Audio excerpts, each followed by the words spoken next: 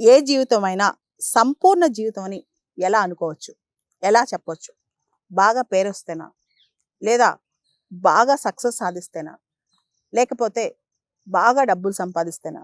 అసలు ఏ జీవితం పూర్తిగా సంపూర్ణం? ఏ జీవితం నిజంగా ఫుల్‌ఫిల్ అయిన జీవితం? మనం చూసాం చాలా జీవితాలు.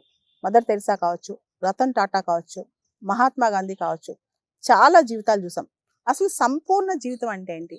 ఫుల్‌ఫిల్ లైఫ్ అంటే ఏంటి? అనేది పెద్ద క్వెషన్ అన్నమాట. అంటే ఒక వ్యక్తి చాలా లగ్జూరియస్‌గా ఉంటే, లేదా విపరీతమైన సక్సెస్ సాధిస్తే, లేదా అందరి ముందు పేరు ప్రఖ్యాతులు సాధిస్తే, ఇదంతా జీవితమేనా? ఇదంతా సక్సెసేనా?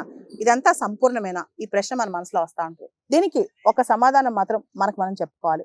నిజంగా మనం సంపూర్ణంగా మన పొటెన్షియల్‌కి తగ్గట్టు మనం పని చేస్తున్నామా?